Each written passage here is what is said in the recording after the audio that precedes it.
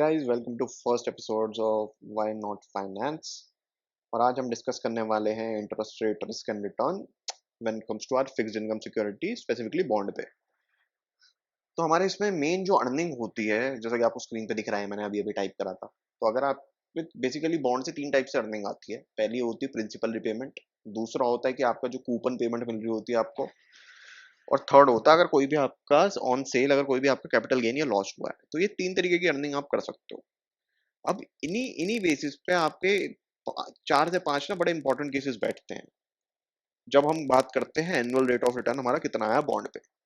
तो अगर बॉन्ड को मैंने मेच्योरिटी तक होल्ड करा है, ठीक है, और कोई यील्ड टू मेच्योरिटी में चेंज भी नहीं है और बॉन्ड ने डिफॉल्ट भी नहीं करा है, इन दिस केस जो आपका एनुअल रेट ऑफ रिटर्न होगा that will be equal to yield to maturity only.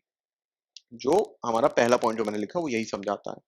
Second point ये है, अगर मैंने बॉन्ड लिया है and if I sell it before the maturity, still the annual rate of return will be equal to yield to maturity if there is no change in YTM। So ये कहता है कि अगर मेरा बॉन्ड बेचता हूं मैच्योरिटी से पहले, तब भी मेरा annual rate of return equal to yield to maturity होगा, अगर यील्ड में कोई चेंज नहीं आया है। चेंज बोले तो ना ऊपर गया, कोई ऊपर नीचे कोई मूवमेंट नहीं हुआ है, या बढ़ नहीं गई यील्ड या गिर नहीं गई। तो ये बेसिकली ये समझा रहा है। अगला पॉइंट ये है कि अगर मैंने बॉन्ड खरीदा, आज उसका यील्ड है 4%, मेरे खरीदने के बाद ही वो यील्ड हो गया 5%, बिफोर द आपका जो कूपन पेमेंट से पहले हो गया वो 5%। इस केस में क्या होगा, अगर मैं बॉन्ड को मेच्योरिटी तक होल्ड करूंगा तो जो मेरा rate of annual rate of return होगा वो हाइयर होगा in comparison to the yield जो मैंने खरीदी थी। मतलब कि अगर मैंने 4% यील्ड पे खरीदा था, उसके बाद यील्ड अगर बढ़ गई है, बढ़ के 5% हो गई है, इस केस में अगर मैं बॉन्ड को मेच्योरिटी तक होल्ड करता हूं, तो जब हमारा रेट ऑफ रिटर्न आएगा वो आएगा हमारा 5% के बेसिस पे। क्योंकि हमारा जो कूपन रेट का भी री इन्वेस्टमेंट होगा वो 5% से होगा ना, क्योंकि जैसे ही हमने खरीदा उसके बाद वो बढ़ गई, कूपन पेमेंट से पहले ही बढ़ गई। तो हमारा जो आगे री इन्वेस्टमेंट, नॉट रिपेमेंट, सॉरी, री इन्वेस्ट रिपेमेंट भी हमारा होगा, और जो री इन्वेस्टमेंट ऑफ कूपन होगा वो हमारा 5% के हिसाब से ही होगा। सिमिलरली, अगर मैं बॉन्ड खरीदता हूँ आज 4% पे, और यही यील्ड गिर जाती है 3% for the coupon, first coupon payment, तो इस केस में क्या होगा, अगर मैं बॉन्ड को मेच्योरिटी तक होल्ड करता हूं, तो जो मेरा रेट ऑफ रिटर्न होगा, एनुअल रेट ऑफ रिटर्न, वो निकाला जाएगा 3% वाली यील्ड पे। एज अ रिजल्ट तो हमारा वो आएगा, जो हमारा एनुअल रेट ऑफ रिटर्न वो कम आएगा इन कंपैरिजन टू जो हमें मिलता अगर यील्ड सेम रहती 4%। ठीक है, ये हमारा थर्ड और फोर्थ पॉइंट है, इसे मैं इकट्ठे ही लिख देता हूँ और ये डॉक्यूमेंट अपलोड कर दूंगा ताकि काम आ जाए। सो इफ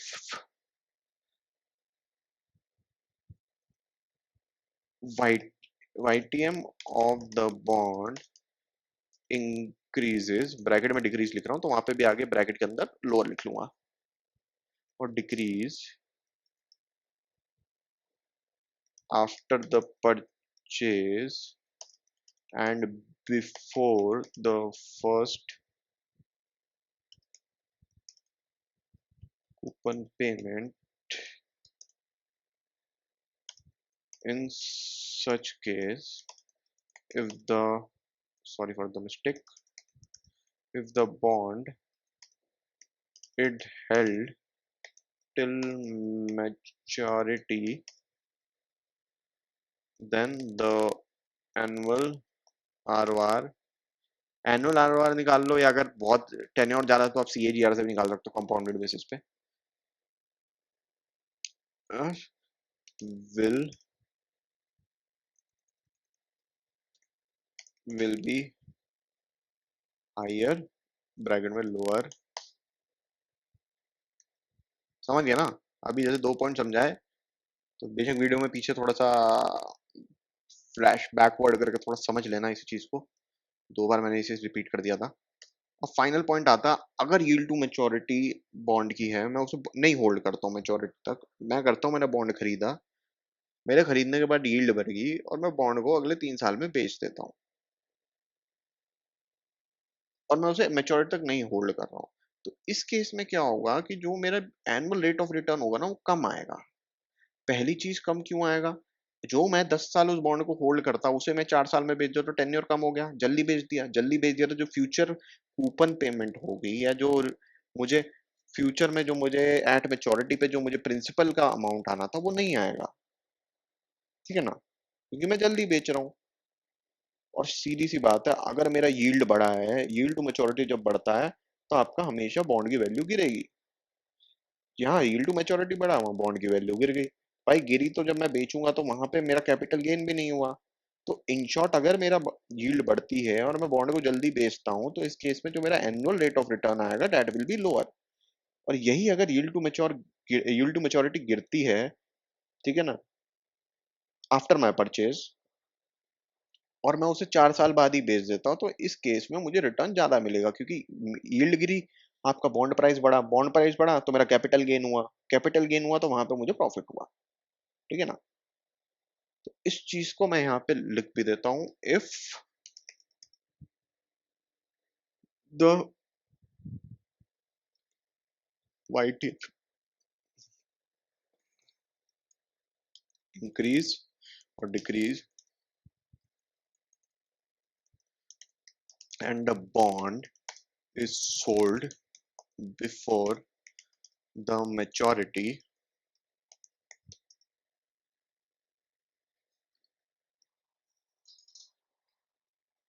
एक मिनट को यार, चप्पल गिर गया मेरे से।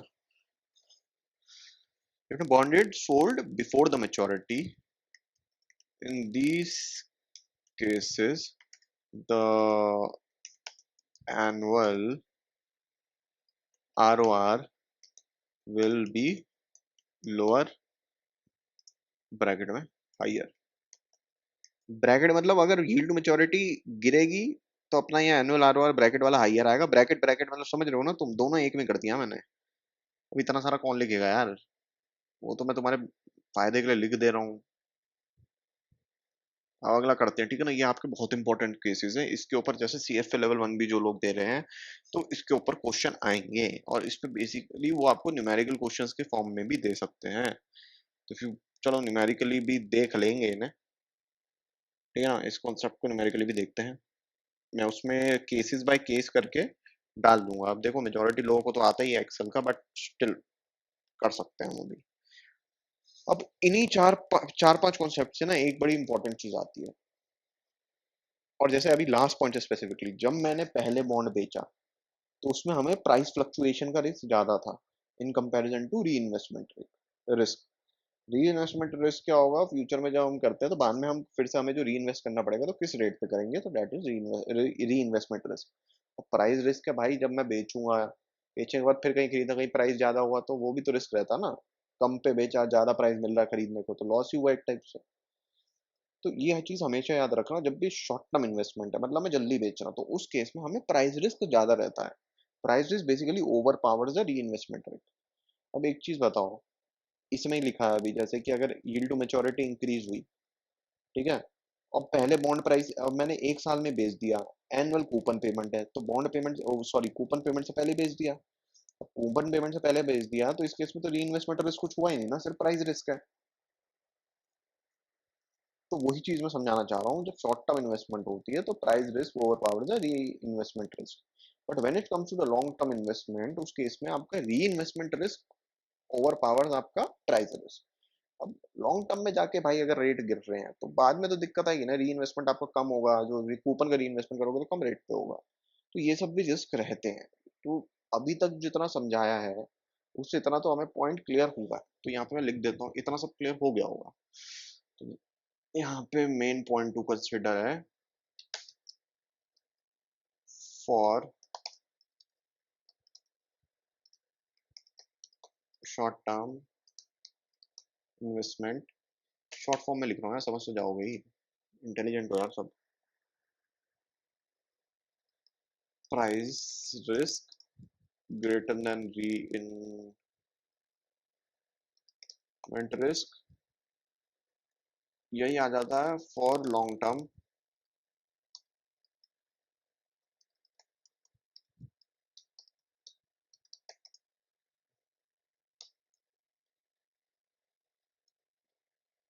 री investment risk is higher than, अरे यार ज्यादा ही लिखने लग गया, ज्यादा इंग्लिश आ रही है। प्राइस रिस्क, ठीक है ना।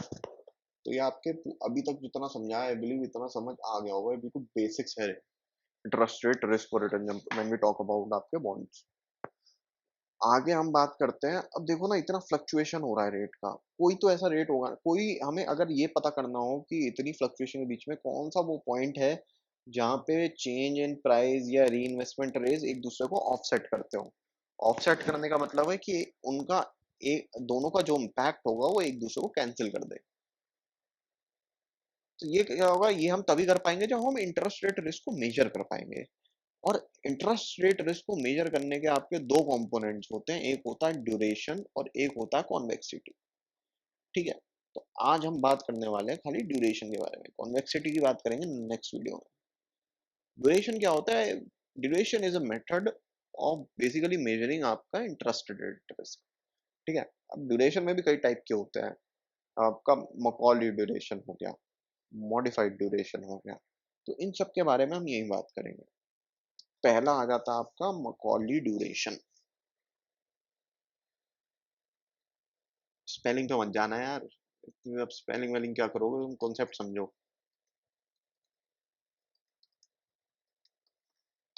मकॉली ड्यूरेशन,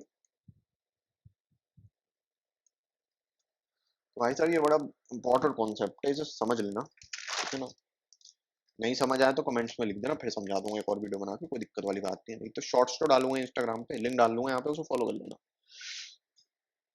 ड्यूरेशन बेसिकली क्या मेजर करता है? It measure the change in bond price, change in bond price, ठीक है ना, कुछ और मत सुन लेना। ड्यूरेशन आपका मेजर करता है any kind of change in bond price due to change in your benchmark interest rates. Benchmark interest rates हमारे हमेशा यूजुअली क्या रहते हैं, जितने भी आपकी गवर्नमेंट सिक्योरिटीज होती है ना, जो गवर्नमेंट बॉन्ड इशू करते हैं, तो जो उनकी यील्ड्स होती हैं, तो those are benchmark interest rates when it comes to yields होगी, या जो भी उनके जो आपका रिपेमेंट वगैरह, वो सब हमारे बेंचमार्क रहते हैं when it comes to comparison.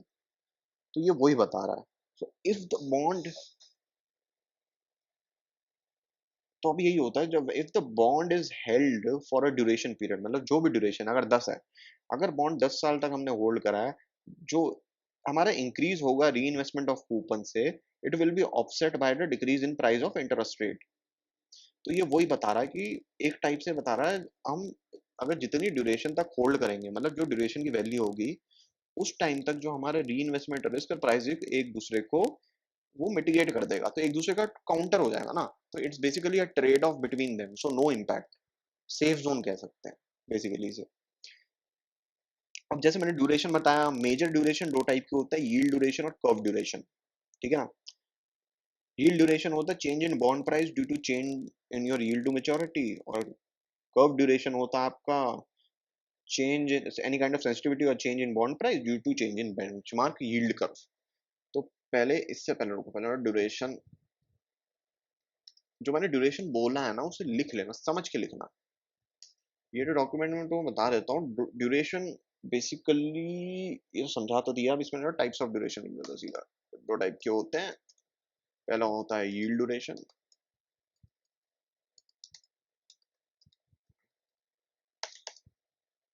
Change in bond price due to the change in yield to maturity, ठीक है ना। सिमिलरली होता है आपका मकॉली ड्यूरेशन।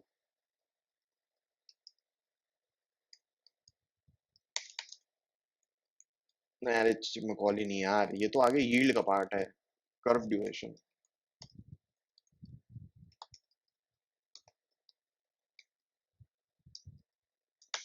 कर्व ड्यूरेशन होता है आपका sensitivity to bond price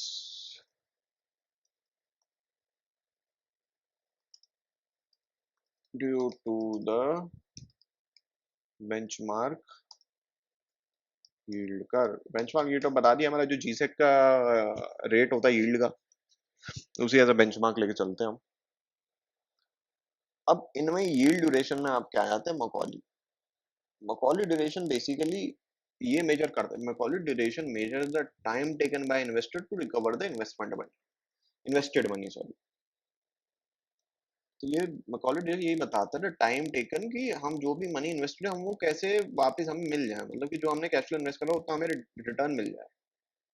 value duration ये भी बताता है कि इफ द इन्वेस्टमेंट, एग्जांपल देता हूँ, अगर कोई इन्वेस्टमेंट होराइजन 4 साल का है, ठीक है ना, हमारा अगर मकॉली ड्यूरेशन 4 आया तो वो बताता है कि if the investment horizon is of 4 years, we will still earn the original YTM, जो हमारा ओरिजिनल ई टू मेच्योरिटी है, टू दिस होराइजन, मतलब 4 साल तक हम वही अर्न करेंगे इवन इफ वाईटीएम चेंज हो जाए। तो बेसिकली बताता है कि अगर हमारा ड्यूरेशन की वैल्यू 4 साल है, तो मकॉली ये भी हमें बताता है कि अगर तुम 4 साल बाद बेचते हो, तो उस 4 साल में you will earn the same yield to maturity despite any changes in the value of the yield. मतलब अगर 4% पे मैंने परचेज करा है, तो रिटर्न जो हमारा आएगा, annual return will be on the basis of that 4% only, 4 साल के बाद भी। तो ये एक और इंपॉर्टेंट चीज है जो हमारा मकॉली ड्यूरेशन बताता है। अब इसका बहुत सिंपल कॉन्सेप्ट है, जितना हाई मकॉली ड्यूरेशन होगा ना, उतना ज्यादा आपका इंटरेस्ट रेट रिस्क होगा। ठीक है ना, सीधी बात है यार, जितना कम होगा तो मतलब तो कम मकॉली ड्यूरेशन का मतलब क्या हुआ, तुमने जो पैसा इन्वेस्ट करा वो जल्दी मिल गया, तो भैया अपना रिस्क कम है। ठीक है, ज्यादा हुआ ड्यूरेशन तो मतलब साला ज्यादा देर तक हमने वेट करना पड़ेगा हमें, अपना जो हमने इनिशियल कैश फ्लो इन्वेस्ट करा है, जो इनिशियल आउटफ्लो हुआ है, उसे वापस आने में। तो ये हमारा सीधा कॉन्सेप्ट है इसमें। अब एक और अच्छी चीज होती है, अब यही प्राइस रिस्क पर जो मैं पढ़ा रहा था, अब ये मकॉली से भी पता चलता है। अगर मेरा इन्वेस्टमेंट होराइजन है 5 साल और मकॉली ड्यूरेशन है 2 साल, तो एक टाइप से 5 - 2 ये पॉजिटिव ड्यूरेशन गैप हुआ। ड्यूरेशन गैप क्या होता है, डिफरेंस बिटवीन जितना मेरा इन्वेस्टमेंट होराइजन है और जितना हमारा मकॉली ड्यूरेशन, तो उनके बीच का difference is my duration gap. अगर ये ड्यूरेशन गैप पॉजिटिव है, ये जब पॉजिटिव होगा तो it basically exposes investor to the price risk. Price इसको कैसे करेगा कि भाई साहब बात है, अगर मेरा ड्यूरेशन का, अगर मेरा होराइजन ही 5 साल है, अब उसमें मेरा ड्यूरेशन तो 4 साल का, तो मतलब इनिशियल इन्वेस्टमेंट हमारी 4 साल में ही, 4 साल तक वही बॉन्ड मिलेगा। अब उसके आगे जो भी भाई रिपेमेंट, आगे उसके आगे जो भी पेमेंट आएगी उसमें तो फ्लक्चुएशन होगा ना। तो एक टाइप से प्राइस रिस्क हुआ इसमें। यही हमारा नेगेटिव ड्यूरेशन कब आएगी कि भाई साहब ड्यूरेशन 5 साल है और मेरा है खुद का 3 साल इन्वेस्टमेंट होराइजन, तो 3 साल तक मेरा यील्ड फिक्स रहा, तो कोई प्राइस नहीं हुआ, बट फ्लक्चुएशन ही, बट हाँ यहाँ पे भाई री इन्वेस्टमेंट फ्लक्चुएशन आएगा। क्यों आएगा, अगर इंटरेस्ट रेट कम होता है, प्राइस बढ़ जाएगा, प्राइस बढ़ जाएगा, तो तुम अगर बेच के निकल रहे हो, फिर इन्वेस्ट करना कैसे करोगे, हायर प्राइस पे थोड़ा नहीं करोगे। तो वो बात मकॉली से पता चलती है। ठीक है, मकॉली का एक बेसिकली फॉर्मूला होता है, विच इज, तुम्हें बता देता हूँ लिख के। मकॉली ड्यूरेशन का फॉर्मूला, कॉन्सेप्ट तो तुम समझ गए हो ना, तो स्लो मो में करके समझ के पूरा नोट्स वोट्स बना लेना। ठीक है ना, उसे मैं लिख नहीं रहा हूँ, ये बहुत अच्छे से समझाया मैंने, ऐसा मुझे लगता है। पहली बात तो this is only for fix cash flows.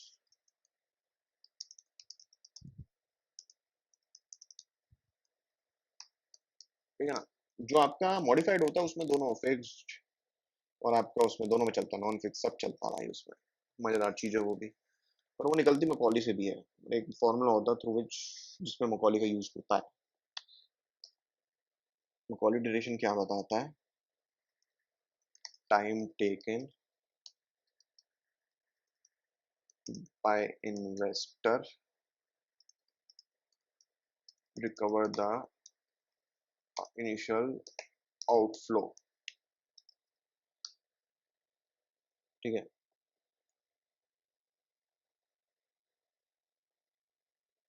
हमने और किसकी बात है, मकॉली का पहले फॉर्मूला करते हैं, तो इसे मैं लिख रहा हूँ मैक ड्यूरेशन।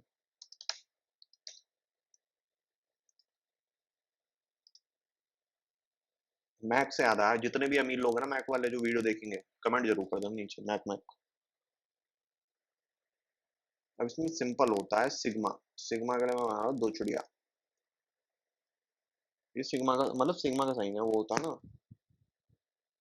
सिग्मा कैसे समझाऊं मैं तुम्हें, समझाता हूँ जो अपन वो नहीं बनाते हैं। अरे चल तुम्हें तो फॉर्मूला ही समझाता हूँ। तो present value of individual cash flow divided by present value of the total cash flow.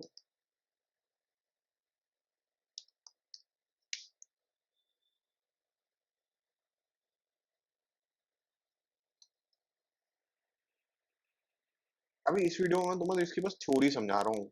अगली जो वीडियो डालूंगा ना उसमें प्रॉपर एक्सेल में करके भाई न्यूमेरिकल ठोकेंगे इसके आराम से, ठीक है ना, तो ताकि तुम्हें क्लैरिटी हो जाए क्या है, ठीक है ना। और इनटू कर देंगे इसमें हम टाइम पीरियड।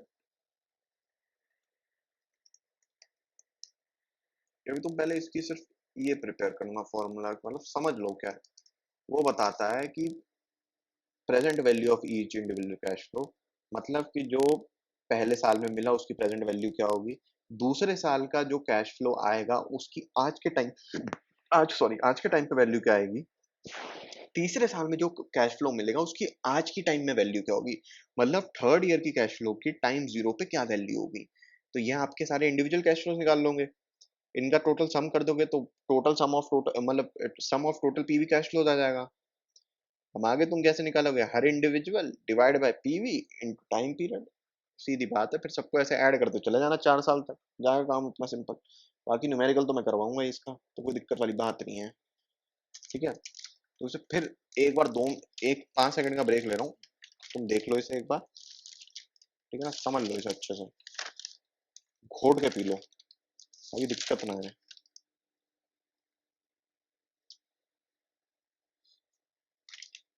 ये तो ना बड़ा सिंपल, ये अपना सिंपल मेथड है, ये फॉलो करो। बट अगर कई बार होता ना कि यार बहुत बड़े वो है कि अब एक चीज बताओ, सेमी एनुअल पीरियड है, ठीक है ना, वो कह रहा है 10 साल के लिए, अब 20 साल के कैश फ्लो थोड़ा नहीं निकालते रह जाओगे, मतलब 20, तुम 20 का मतलब समझो कि अगर सेमी एनुअल है तो अगर 10 साल एनुअल लिख रहा है तो 10 × 2 = 20 हुए ना, तो उस हिसाब से 20 कह रहा हूँ मैं।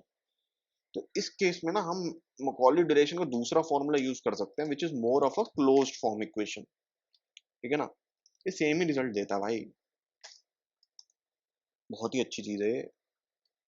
ब्रैकेट लगाओ, पहले 1 + r, ये आ रहा है अपना भाई यील्ड या डिस्काउंट रेट, जो तुम्हें अच्छा लगे वो बोलो यार, डिवाइडेड बाय आर। तो कितना प्यारा फॉर्मूला देगा, 1 + r डिवाइडेड बाय आर। रुको जरा, सब्र करो, आगे भी लिखा हूँ, 1 + r - n, ये n है हमारा पीरियोडिसिटी, ठीक है ना, n इंटू ब्रैकेट में कर दो C - r, तो C है हमारा कूपन रेट, ठीक है ना। अब ये पूरा फॉर्मूला हमने ऊपर तो लिख दिया बाबा, भारी चीज है बहुत, भारी चीज तो बहुत अच्छा। अब ये है, अब ये ऊपर का गेम हुआ, अब खाली इस ऊपर के गेम के लिए भाई,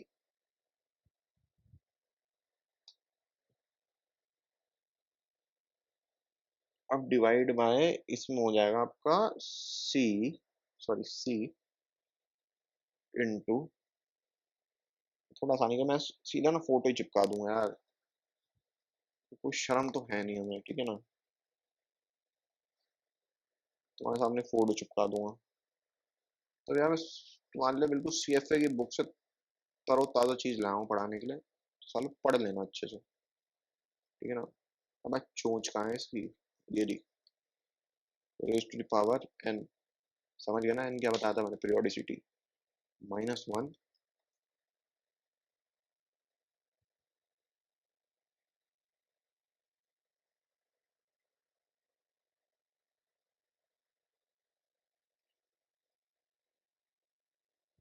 + r, ठीक है। अब जो पूरा ब्रैकेट हो जाएगा ना खत्म, पूरा ब्रैकेट खत्म है, माइनस हो जाएगा टी, टी/t। अब ये t/t क्या होता है, जो हमारा मकॉली ड्यूरेशन मॉडिफाइड ड्यूरेशन होता है ना, जब टाइम पीरियड निकालते हैं ना तो ये एक्चुअल बाय एक्चुअल बेसिस में पढ़ते हैं। तो there are two types of way of calculating the time period.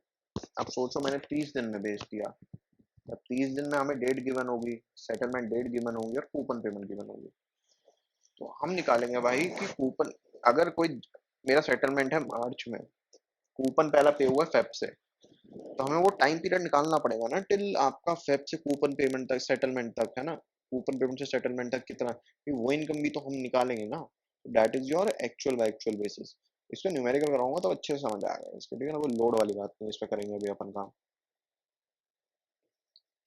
तो अब इसका थोड़ा सा जस्ट स्क्रीनशॉट भी चिपका देता हूँ मैं, ठीक है। रुको, भयंकर चीज है भाई, भयंकर।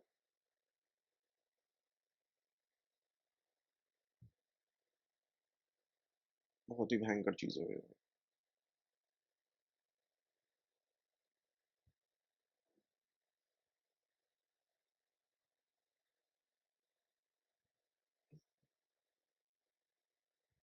गायब कहाँ हो गया भाई?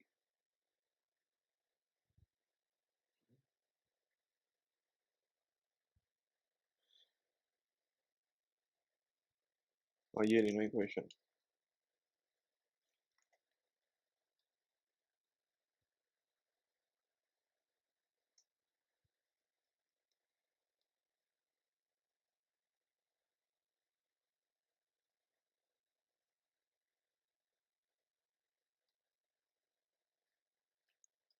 ये मैंने तुम्हारे फायदे के लिए लगा दी सीधा इक्वेशन, ठीक है ना।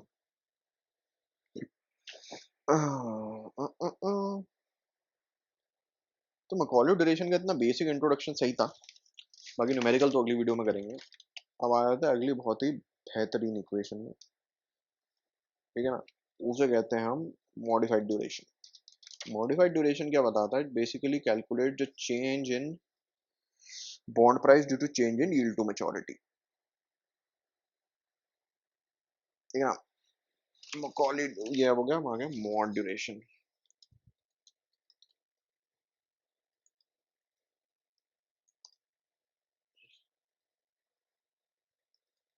Change in price,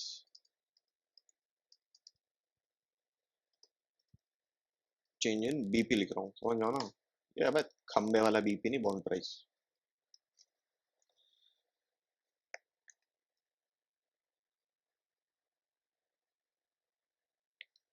change in percentage change, that is the exact one. Percentage change in BP due to the change in YTM। तो समझने का इसका तरीका ऐसा है कि डेल्टा,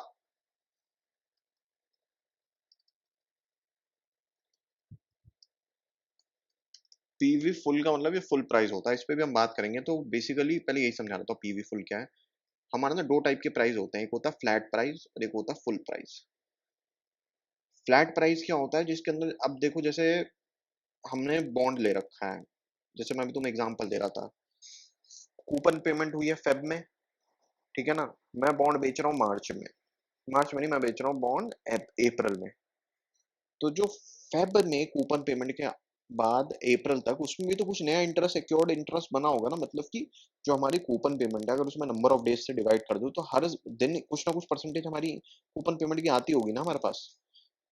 तो उस समय का जो बीच में, जब मेरे बेच पहले कूपन पेमेंट फरवरी से लेकर जो मैं अप्रैल में बेच रहा हूँ, उसके बीच का जो भी एक्योर्ड इंटरेस्ट होगा, मतलब उसके बीच में जो भी कूपन पेमेंट होगी वो भी तो मुझे मिलनी चाहिए ना।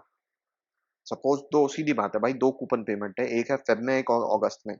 मैं उनके बीच में बेच रहा हूँ, मैं बेच रहा हूँ अप्रैल में। तो जो फेब से अप्रैल के बीच का जो टेन्योर है, उसके बीच में जो भी मुझे कूपन पेमेंट पर डे के हिसाब से मिलनी चाहिए थी, वो मुझे मिलेगी ना जब मैं बेचूंगा। तो वो जो जितना भी अमाउंट ऑफ वो नंबर ऑफ डेज के हिसाब से जो कूपन पेमेंट होगी, that is accrued interest. Flat price क्या है? जिस प्राइस पे मैं बेच रहा हूँ, flat price plus this accrued interest. Accrued interest flat price plus जो मुझे कूपन पेमेंट मिलनी चाहिए थी फरवरी और अप्रैल के बीच में, वो दोनों को ऐड करके जब हम लेते हैं तो उसे कहते हैं हमारा फुल वैल्यू। पीवी तो वही प्रेजेंट वैल्यू के हिसाब से पीवी फुल इसलिए लिखा है मैंने, ठीक है ना। तो ये होता है annual mod duration into delta YTM. Delta का यार मेरे पे साइन नहीं था, वो ट्रायंगल पता है ना तुम्हें, वही वाला है। मुझे दिख नहीं रहा कैसे बनाऊं मैं, समझ जाओ बस तुम। नेगेटिव साइन क्या कहता है? नेगेटिव साइन बताता है कि there is a inverse relation between mod duration and yield to maturity. मतलब कि अगर yield to maturity, change in yield to maturity बड़ा होगा, एनुअल मॉड ड्यूरेशन कम होगा। और ये एनुअल मॉड ड्यूरेशन कम होगा, बढ़ेगा तो यील्ड टू मैच्योरिटी कम होगा। बात तो सही है भाई। एक और फॉर्मूला होता है मॉड ड्यूरेशन का, जो अक्सर इस्तेमाल करा जाता है, मॉड ड्यूरेशन।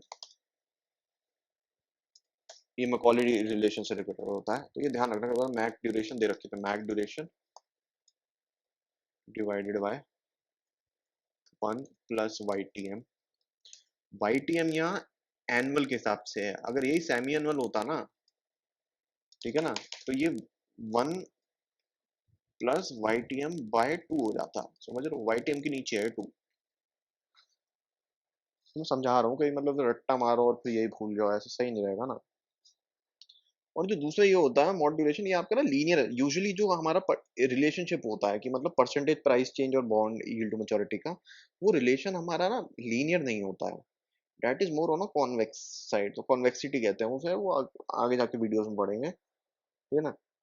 ये मॉड्यूलेशन होता है, ये हमें बेसिकली लीनियर एस्टिमेट देता है of the change in percentage change in price due to change in yield to maturity. तो ये एक इसका आप कह सकते हो डिसएडवांटेज भी है, क्योंकि एक्चुअली में तो लीनियर हो ही नहीं सकता ना रिलेशन। और जो ये है ना, ये आपके सिर्फ फिक्स्ड और नॉन फिक्स उसके लिए है, और ये जितने भी सारे स्पेसिफिकली मॉड ड्यूरेशन और मकॉली ड्यूरेशन, ये दोनों काम करते हैं only for non callable bonds. Non callable bonds मतलब ऐसे बॉन्ड जिनके साथ कोई कॉल ऑप्शन पैकेज में नहीं आ रहा है। जो कॉल ऑप्शन वगैरह के लिए होता है कि अगर उन्हें भी इंसर्ट करना तो उसके लिए होता है हमारा इफेक्टिव ड्यूरेशन, वो उन्हें भी कंसिडर कर लेता है। वो हम आगे अभी पढ़ेंगे इसमें। तो अभी तक हमारा ये रहा है इसमें, एक बार नजर मार लो। 1 मिनट का ब्रेक है, देख लो।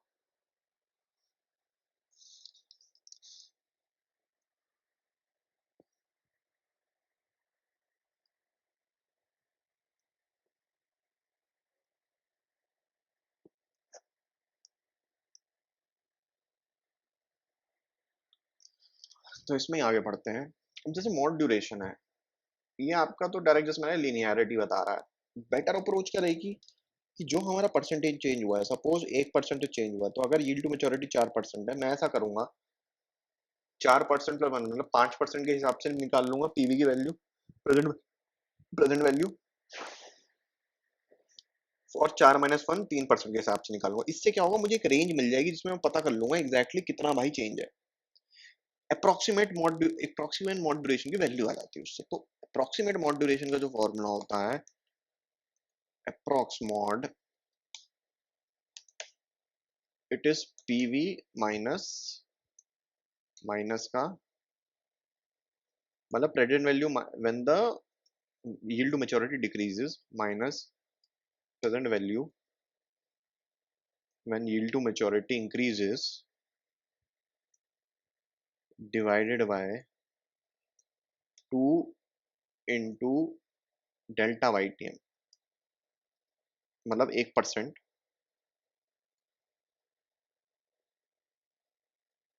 इंटू पीवी नॉट मतलब जो 4% है उसके हिसाब से क्या वैल्यू रहेगी। This is known as approximate duration. तो इससे ये होता है कि जो हमारा, अब जैसे मैंने बताया था कि जो मॉड ड्यूरेशन है वो आपका बताता है, क्या कहते हैं, लीनियर लीनियर अप्रोच बताता है of the change in price due to change in yield to maturity, but actual में तो कॉन्वेक्स होता है। तो कॉन्वेक्सिटी, जो हमारा कॉन्वेक्सिटी के हिसाब से अगर डायग्राम देखें तो हमें जो कॉन्वेक्स का जो हमारी स्टीप होती है, स्टीप मतलब जो अंदर की साइड डेट होती है उस पर एक टेंजेंट होती है, उस टेंजेंट के हिसाब से हम प्रिडिक्ट करते हैं कि हमारा एक्चुअल ड्यूरेशन कितना होगा, ठीक है ना। तो वो जो टेंजेंट है उसकी वैल्यू हम कैसे निकालते हैं, प्लस माइनस करके, जो अभी मैंने बताया, तो एक प्लस कर देंगे तो उससे एक पॉइंट आ जाएगा, माइनस कर देंगे उससे एक पॉइंट आ जाएगा, उस हिसाब से हमें अप्रोक्स समझ आ जाएगा। इसे मैं बेटर समझाता हूँ तुम्हें पिक्चर चिपका के, है ना, हर चीज के लिए पिक्चर चाहिए होता है वे। लोगों को दिखाता हूँ तुम्हें, पिक्चर लगाई, ये रहा।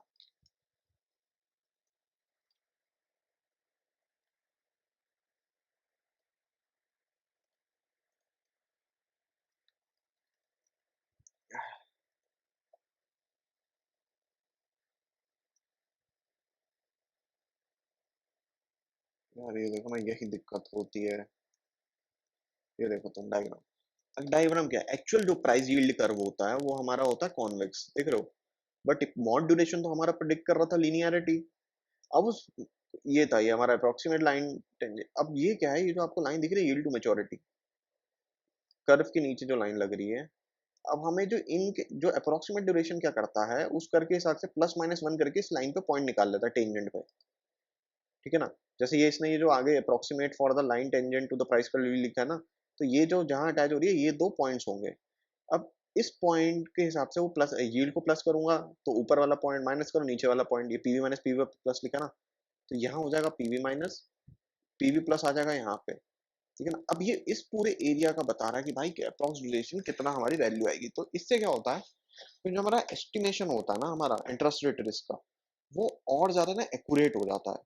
तो जब हम ऐसे करते हैं तो हम अब बेसिकली अपनी एक्यूरेसी बढ़ा रहे हैं, क्योंकि लिनियरिटी में हम फिर बाकी जो कर्व है एग्जैक्ट मोशन नहीं कर पाते ना, वो एंगल।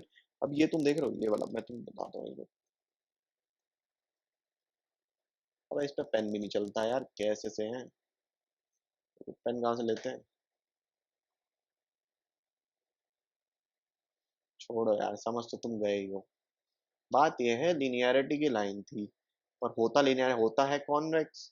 अब कॉन्वेक्स के हम ये जो पॉइंट है जो लीनियर नहीं कवर कर रहा है, अगर हम सेंटर वाई टी एम जो है उससे प्लस माइनस दो पॉइंट्स बनाएंगे तो वो ज्यादा एरिया कवर करेगा ना, इवन कॉन्वेक्सिटी को भी वो ऑन अ लीनियर बेसिस पे प्रोजेक्ट कर पाएगा। तो ये अप्रोक्सीमेशन जो वैल्यू है, ये बेसिकली जो कॉन्वेक्स के डेटा पॉइंट्स हैं उन्हें एज ए लीनियर प्रोजेक्शन करके उनकी एग्जैक्ट वैल्यू निकालने की कोशिश करी गई है, बेसिकली टू इंक्रीज आपकी कॉन्वेक्सिटी, दैट्स इट।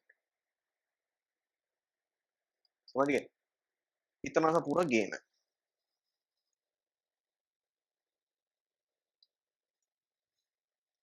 तो मैंने तुम्हें समझा ही दिया। शाबाश भाई, बहुत मोटी, काफी मोटी मोटी चीजें समझ ली तुमने, ठीक है ना। मैं सोच रहा हूँ कि आज वीडियो में रखते हैं, यहाँ तक ही रखते हैं इसके लिए।